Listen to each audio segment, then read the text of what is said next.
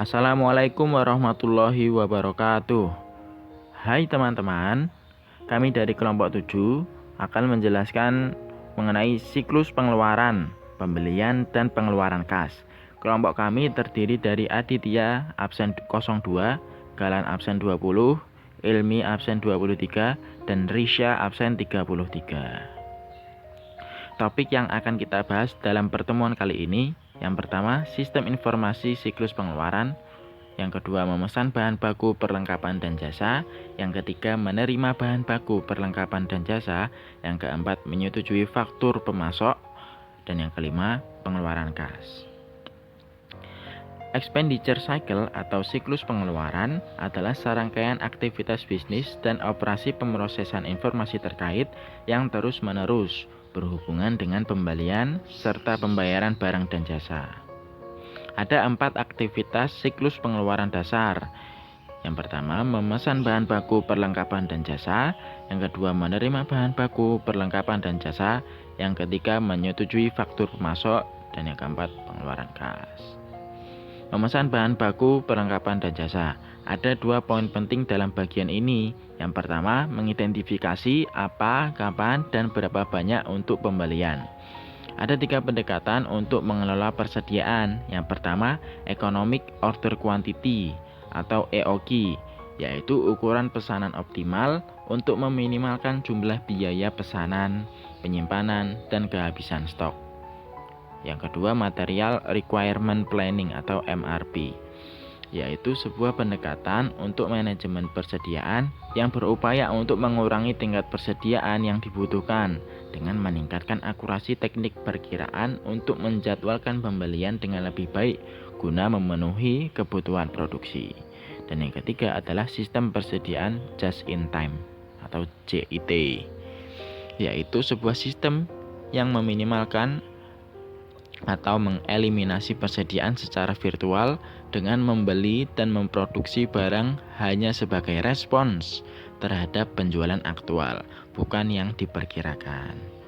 Poin yang kedua adalah mempertimbangkan memilih pemasok. Ada 3 pertimbangan. Yang pertama, harga, kemudian kualitas bahan baku, lalu keandalan dalam pengiriman. Selanjutnya ada menerima bahan baku, perlengkapan, dan jasa. Di sini ada diagram TFD dari receiving. Dapat dilihat seperti berikut.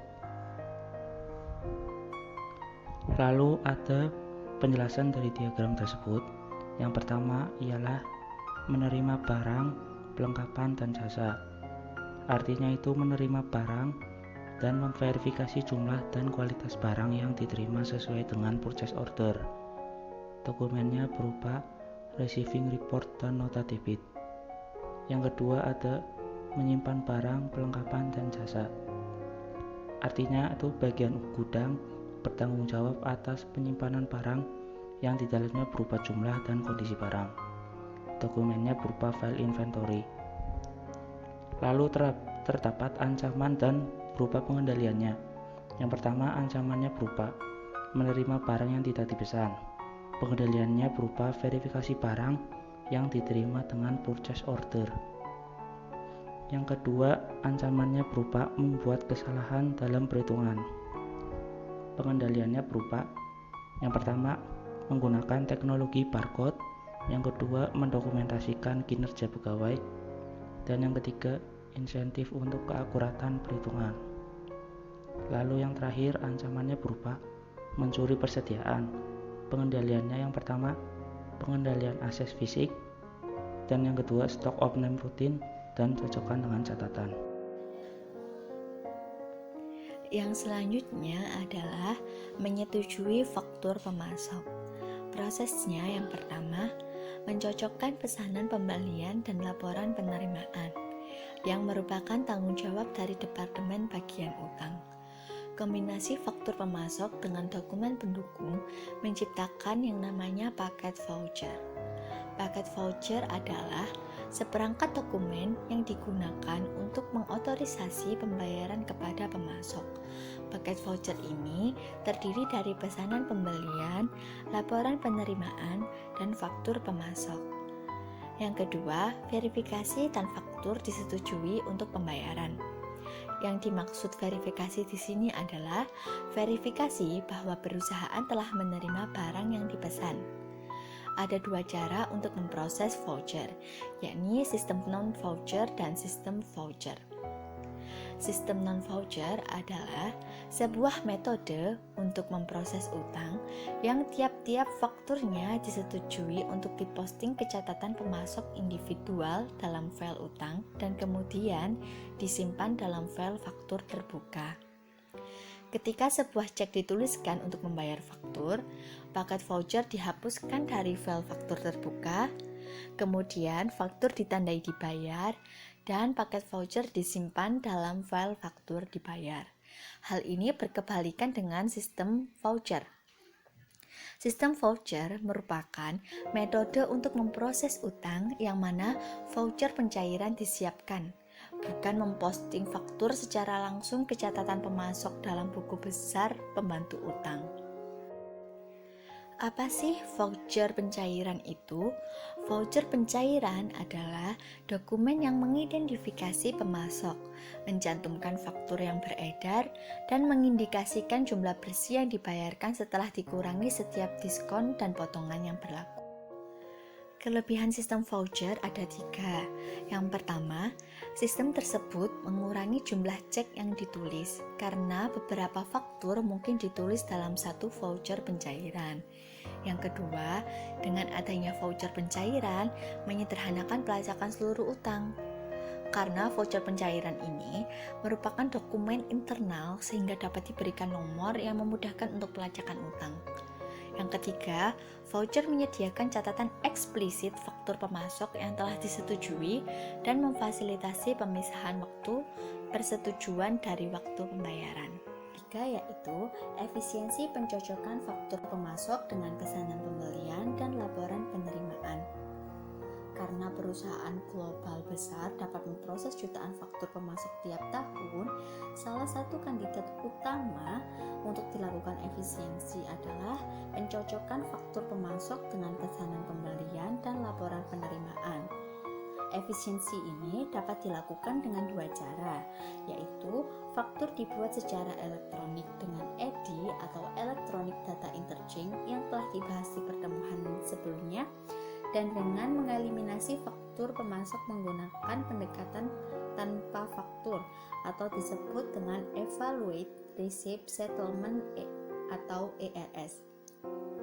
Apa sih ERS itu? ERS adalah sebuah pendekatan tanpa faktur terhadap utang yang menggantikan proses pencocokan 3 tradisional, yaitu faktur pemasok, laporan penerimaan, dan pesanan pembelian dengan mencocokkan 2 cara atas pesanan pembelian dan laporan penerimaan. Dan yang keempat yaitu untuk efisiensi atas utang dan pengeluaran kas, pembelian non-persediaan menggunakan kartu pengadaan. Pembelian non-persediaan biasanya mempertanggungjawabkan sebagian besar proporsi dari transaksi utang, tetapi merepresentasikan persentase kecil dari total nilai dolar seluruh pembelian. Kartu pengadaan menyediakan satu cara untuk mengeliminasi kebutuhan bagi utang untuk memproses banyak faktur kecil. Apa sih kartu pengadaan itu? Kartu pengadaan adalah kartu kredit perusahaan yang dapat digunakan para pegawai hanya pada pemasok yang ditunjuk untuk membeli jenis-jenis barang tertentu. Batas pengeluaran dapat diatur untuk setiap kartu. Selain itu, nomor rekening untuk setiap kartu pengadaan dapat dipetakan ke rekening buku besar tertentu, seperti perlengkapan kantor. Kartu pengadaan menyederhanakan utang karena perusahaan menerima satu laporan bulanan yang merangkum pembelian non-persediaan berdasarkan kategori rekening. Kartu pengadaan juga meningkatkan efisiensi dari proses pengeluaran kas karena perusahaan hanya membuat satu pembayaran untuk semua pembelian non-persediaan selama satu periode waktu tertentu, bukan membuat pembayaran terpisah kepada berbagai pemasok. Yang selanjutnya, ini adalah diagram perbandingan pencocokan 3 cara tradisional dengan pendekatan ERS atau pencocokan 2 cara. Perbedaannya ada pada dokumen. Jika pada pencocokan 3 cara tradisional terdapat 3, yaitu salinan pesanan pembelian, faktur pemasok, dan salinan laporan penerimaan. Sedangkan pada pencocokan 2 cara hanya terdapat 2 dokumen, yaitu pesanan pembelian dan laporan penerimaan. Dan selanjutnya tersedia tabel ancaman dan pengendalian dari menyetujui faktur pemasok. Ancaman yang pertama yaitu kesalahan dalam faktur pemasok. Kesalahan itu seperti ketidaksesuaian antara harga yang dicantumkan dan harga aktual yang dibebankan, atau salah hitung dari total jumlah jatuh tempo. Pengendalian yang dapat dilakukan: yang pertama, verifikasi atas keakuratan faktur. 2. Mensyaratkan tanda terima mendetail untuk pembelian kartu pengadaan. Yang ketiga, penggunaan ERS. Keempat, pembatasan akses ke data induk pemasok. Yang kelima, verifikasi tagihan biaya pengiriman dan penggunaan saluran pengiriman yang disetujui. Ancaman yang kedua yaitu kesalahan dalam memposting ke utang. Pengendalian yang dapat dilakukan: yang pertama, pengendalian edit entry data, dan yang kedua, rekonsiliasi catatan utang yang detail dengan akun kontrol buku besar umum. Siklus terakhir yaitu pengeluaran kas. Kasir bertanggung jawab untuk membayar pemasok. Pembayaran dibuat ketika supplier kasir sebuah paket voucher atau faktur. Terdapat beberapa ancaman di dalam siklus ini. Yang pertama, kegagalan untuk memanfaatkan diskon bagi pembayaran tepat waktu. Perusahaan dapat mengendalikan ancaman ini dengan cara pengisian faktur berdasarkan tanggal jatuh tempo untuk diskon dan pembuatan anggaran arus kas. Ancaman kedua, membayar untuk barang yang tidak diterima, dikendalikan dengan cara mensyaratkan bahwa seluruh faktur pemasok dicocokkan dengan dokumen pendukung yang diakui baik oleh penerimaan dan pengendalian persediaan. Yang kedua, penggunaan kartu kredit perusahaan untuk biaya perjalanan. Ancaman ketiga yaitu pembayaran duplikat. Dikendalikan dengan cara mensyaratkan sebuah paket voucher yang lengkap untuk semua pembayaran dan kebijakan untuk membayar hanya dari salinan asli atas faktor pemasok. Ancaman keempat yaitu pencurian kas. Dikendalikan dengan keamanan fisik atas cek kosong dan mesin penandatanganan cek dan akuntansi periodik atas seluruh cek yang dinomori secara urut oleh kasir. Ancaman kelima yaitu mengecek perubahan.